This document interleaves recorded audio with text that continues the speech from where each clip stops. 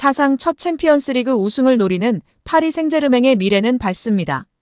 프랑스 풋 메르카토는 PSG는 좋은 날만 가득하다고 하면서 젊은 스쿼드를 분석했습니다.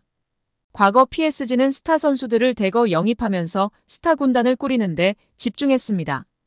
프랑스 리그앙에선 성적을 냈지만 UCL에선 부침을 겪었고 스타들을 제대로 관리하지 못해 어려움이 크기도 했습니다.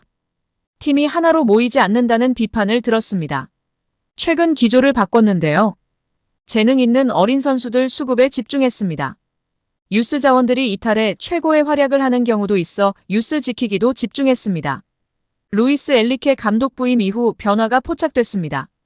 리오넬 메시, 세르히오 라모스, 네이마르 등이 나가고 어린 선수들이 스쿼드를 채웠습니다.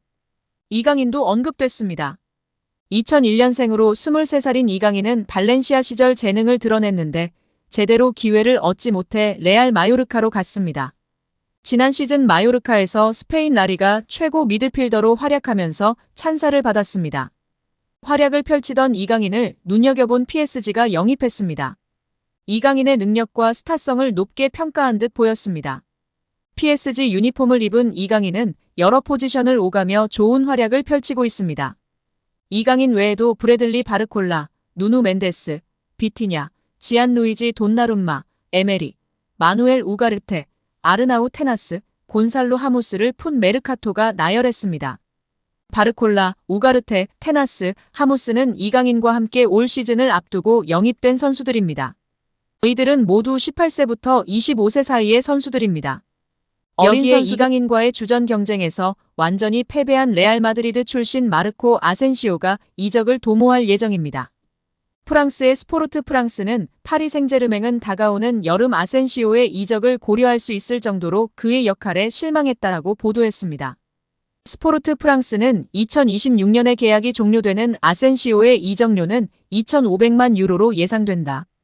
아틀레티코 마드리드가 그를 주목할 것이며 이미 그의 에이전트인 호르헤 멘데스와 접촉이 시작됐다라며 아센시오의 이적 가능성을 전했습니다.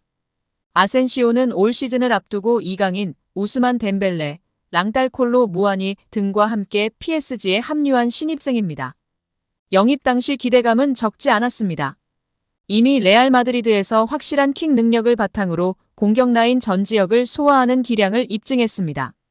다만 레알에서의 경쟁에서 뒤처졌고 부상 등의 문제로 결장하는 기간도 발목을 잡으며 PSG로 이적했습니다. 이강인과의 경쟁도 예상됐는데요. 리오넬 메시 이적 이후로 왼발잡이 윙어와 공격형 미드필더 포지션의 보강을 노렸던 PSG이기에 이강인과 아센시오가 비슷한 포지션에서 활약하며 주전 자리를 두고 다툴 것으로 많은 프랑스 언론이 전망했으며 아센시오의 우위를 점치는 의견도 적지 않았습니다. 하지만 시즌이 시작되고 아센시오는 부상과 선발 제외 등으로 어려운 시간을 보냈지만 이강인은 아시안게임, 아시안컵 등 한국 대표팀 일정으로 빠지는 기간을 제외하고는 꾸준히 선발로 이름을 올리며 루이스 엘리케 감독의 애제자로 성장했습니다. 올 시즌 리그에서도 아센시오가 14경기 791분 출전에 그친 반면 이강인은 17경기 1132분으로 더 많은 출전 시간을 소화했습니다.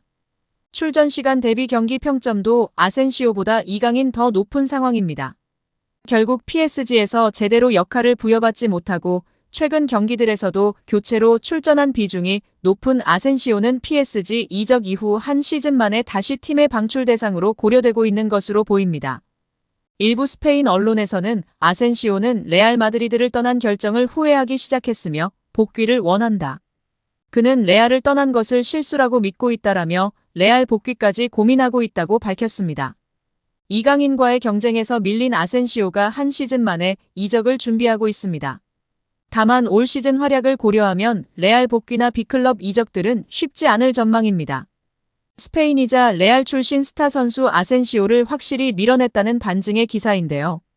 우리 이강인 선수 정말 대단하고 자랑스럽습니다.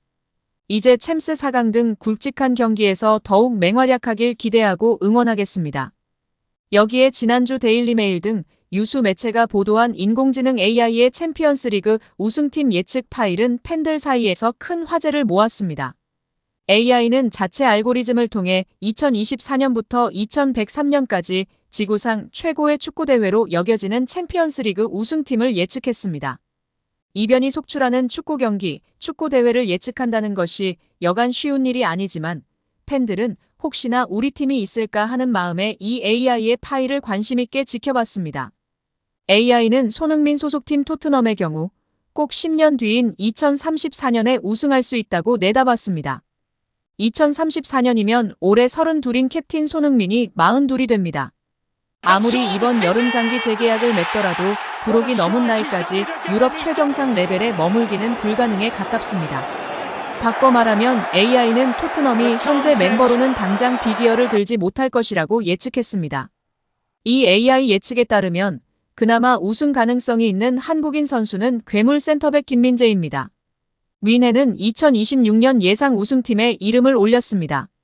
천재 미드필더 이강인이 몸담은 파리 생제르맹은 이강인이 33이 되는 2033년, 더 코리안 가이 황희찬이 뛰는 울버햄턴은 2042년에 우승을 할 것이라고 전망했습니다.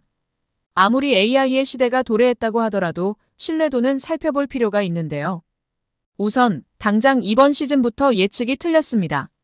AI는 올해 우승팀으로 바르셀로나를 지목했습니다.